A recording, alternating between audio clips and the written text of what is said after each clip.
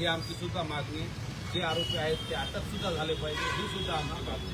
परंतु तिथं आलेल्या गुणरत्न सदावर्ते याने मराठा समाज आणि संघर्ष योद्धा मनोजदादा जरांगे पाटील यांच्याबद्दल अश्लीलपणे वक्तव्य केले, टिंगलटावाळी केली, मनोजदादावर अश्लील शेरेबाजी केली आणि विशेषतः मराठा समाजावर आणि मराठा समाजातल्या नेत्यावर सुद्धा शेरेबाजी केली.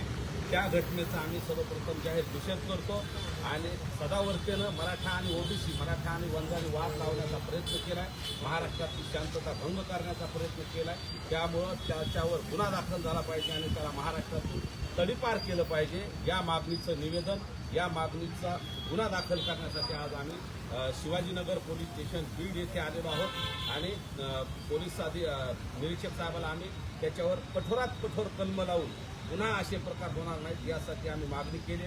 तसेच याच निवेदनातून आम्ही गृह विभागाला सुद्धा यांच्याच माध्यमातून पोलीस अधीक्षक साहेबांच्या माध्यमातून कडक कारवाई करून गुणरत्न सदावर्तेला हद्दपार केलं पाहिजे आणि वेळप्रसंगी त्याच्या मुसक्या आवळून त्याला लॉकअपमध्ये सुद्धा टाकलं पाहिजे, ही आमची मागणी. आपण जर पाहिलं तर ना, राजकीय असेल, सामाजिक क्षेत्रात असेल, अनेक मंडळी जी आहेत ती एक जी पातळी असते बोलण्याची, तर ती पातळी घसरून खाली चाललेत आणि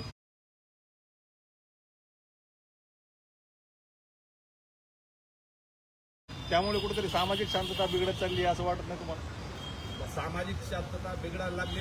बऱ्याच लोकांना मराठा आणि ओबीसी वाद लावायचा आहे, त्यातून त्यांचा राजकीय स्वार्थ साधायचा आहे आणि त्याच्यामुळे हे सगळं चाललंय. म्हणून मराठा समाजाला मुद्दाम टार्गेट करायचं, मराठा आणि ओबीसी वाद लावायचा हे प्रकार चालू आहे. म्हणून हे थांबलं पाहिजे, म्हणून कठोरात कठोर कारवाई करावी, म्हणून आम्ही हे निवेदन. अशा पद्धतीने जातीय तेढ निर्माण करणाऱ्या लोकांना काय इशारा द्याल तुम्ही? जातीय तेढ